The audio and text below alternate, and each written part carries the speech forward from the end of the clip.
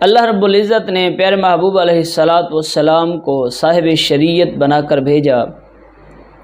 اور پیارے محبوب علیہ الصلاۃ والسلام کو اللہ رب العزت نے یہ خاصہ عطا فرمایا کہ پیارے محبوب علیہ الصلاۃ والسلام جس چیز کو چاہیں حلال فرما دیں اور جس چیز کو چاہیں حرام قرار دے دیں۔ یہ اللہ رب العزت نے پیارے محبوب علیہ الصلاۃ والسلام کو اختیار عطا فرمایا۔ اسی کا ذکر اللہ نے سورۃ الاعراف کی آیت نمبر 157 کے اندر ارشاد فرمایا کہ اس محبوب کی یہ شان ہوگی کہ وَيُحِلُّ لَهُمُ الطَّيِّبَاتِ، وہ ان کے لیے پاک چیزوں کو حلال کرے گا، وَيُحَرِّمُ عَلَيْهِمُ الْخَبَائِثَ، اور جو ناپاک چیزیں ہوں گی وہ ان پر حرام کر دے گا، یا کرتا ہے یا کرے گا، یہ مضارع کا صیغہ ہے، دونوں معنی ہو سکتے ہیں۔ اسی طرح پیارے محبوب علیہ الصلاۃ والسلام کی شان میں اللہ رب العزت نے سورۃ حشر کی آیت نمبر 7 کے اندر ارشاد فرمایا وَمَا آتَاكُمُ الرَّسُولُ فَخُذُوهُ وَمَا نَهَاكُمْ عَنْهُ فَانْتَهُوا، کہ جو تمہیں رسول عطا کر دیں اسے لے لو، اور جس سے تمہیں منع کریں اس سے رک جاؤ۔ یہ پیارے محبوب علیہ الصلاۃ والسلام کی یہ شان ہے کہ محبوب علیہ الصلاۃ والسلام ہمیں جو چیز عطا کر دیں اس پر عمل کرنا ہے، وہ ہمارے لیے ضروری ہے، اور یہ پیارے محبوب علیہ الصلاۃ والسلام کی شان ہے کہ اللہ نے آپ کو یہ اختیار عطا فرمایا ہے۔ ترمذی شریف کی حدیث نمبر 2664 ہے، 2664 صحیح روایت ہے۔ حضرت مقدام بن معدی کرب رضی اللہ تعالیٰ عنہ سے یہ حدیث مروی ہے۔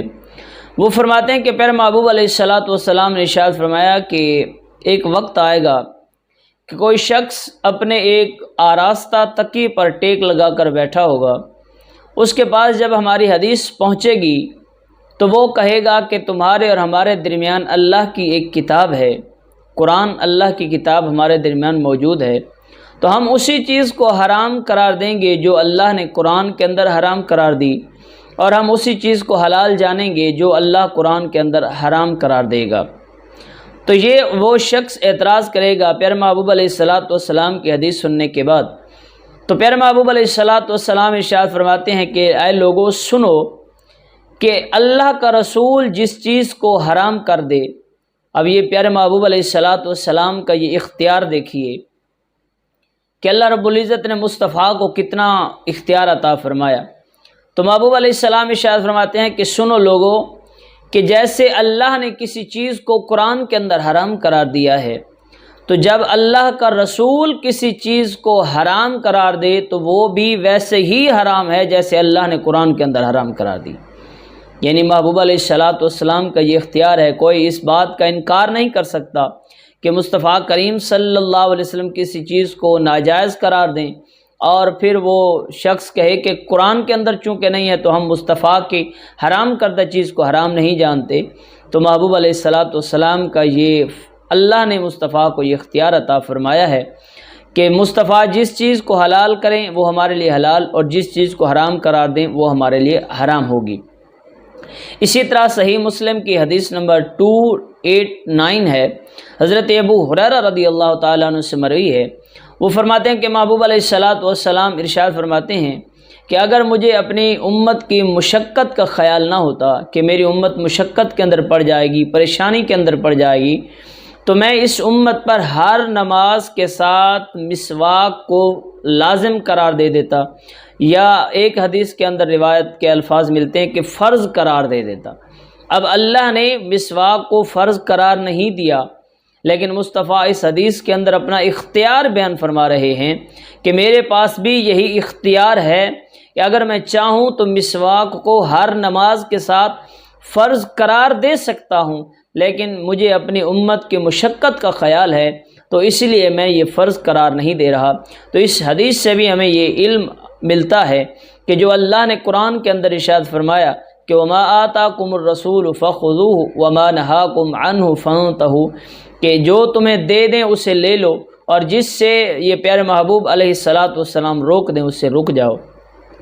تو اس حدیث سے ہمیں صاف پتہ چلتا ہے کہ محبوب علیہ الصلاۃ والسلام کا اختیار کتنا ہے، اللہ نے آپ کو کتنا اختیار دیا ہے۔ اگر آپ فرض قرار دے دیتے تو ہم پر لازم ہوتا کہ ہم ہر نماز کے ساتھ وضو کے ساتھ جو ہے وہ مسواک کرتے۔ اسی طرح صحیح بخاری اور صحیح مسلم کی ایک متفق علیہ روایت ہے کہ پیارے محبوب علیہ السلام کو اللہ نے جتنے فضائل اور کمالات عطا فرمائے ہیں ان میں پیارے محبوب علیہ السلام کی ایک شان کے اندر یہ روایت بھی ہے۔ صحیح مسلم کی روایت نمبر 907 ہے اور صحیح بخاری کی یہ روایت نمبر 715 ہے۔ حضرت عبداللہ بن عباس رضی اللہ تعالیٰ عنہ سے یہ حدیث مروی ہے۔ وہ فرماتے ہیں کہ پیارے محبوب علیہ السلام کے زمانہ کے اندر سورج گرہن ہو گیا تو پیارے محبوب علیہ السلام نے نماز کسوف جب پڑھائی تو صحابہ نے ایک عجیب منظر دیکھا۔ نماز کے بعد جب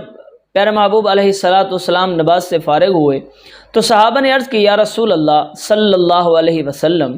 ہم نے دیکھا ہے کہ آپ نے نماز کے اندر کھڑے کھڑے آپ جو ہے وہ آپ کسی قدر آگے بڑھے ہیں، آپ نے کسی چیز کو پکڑا ہے اور پھر جو ہے وہ پیچھے ہٹ گئے،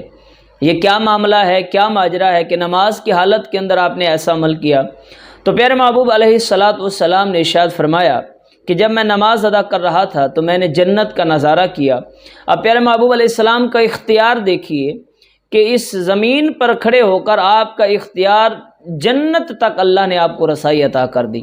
صرف اس دنیا تک نہیں بلکہ جنت تک مصطفیٰ کریم صلی اللہ علیہ وسلم کو رسائی اختیار کر دی، رسائی عطا فرما دی۔ تو پیارے محبوب علیہ السلام ارشاد فرماتے ہیں کہ میں نے جنت کا نظارہ کیا تو جنت جب مجھے نظر آئی تو میں نے وہاں سے ایک خوشے کو پکڑ لیا، انگور کا خوشہ تھا اسے میں نے پکڑ لیا اور میرا ارادہ تھا کہ میں اسے توڑ لوں، لیکن پھر میں پیچھے ہٹ آیا۔ اگر میں اسے توڑ لیتا، مصطفیٰ کا جو اختیار دیکھیے کہ جنت اللہ رب العزت نے مصطفیٰ کو اتنا اختیار عطا فرمایا ہے کہ دنیا کے اندر کھڑے ہو کر محبوب علیہ السلام مصلی کے اوپر کھڑے ہیں، نماز ادا فرما رہے ہیں اور ہاتھ بڑھاتے ہیں تو مصطفیٰ کا ہاتھ جنت تک پہنچ جاتا ہے، اور صرف وہیں تک رہتا نہیں۔ تو پیارے محبوب فرماتے ہیں کہ میرا دل ہوا کہ میں خوشہ توڑ لوں، اگر میں وہ خوشہ توڑ لیتا تو رہتی دنیا تک اگر تم اسے کھاتے رہتے تو وہ ختم نہ ہوتا۔ تو محبوب علیہ السلام کا تو یہ مقام ہے، یہ مصطفیٰ کے اختیارات ہیں، یہ مصطفیٰ کے فضائل ہیں۔ دعا ہے کہ اللہ رب العزت ہمیں پیارے محبوب علیہ السلام کے مقام اور منصب کو سمجھنے کی توفیق عطا فرمائے۔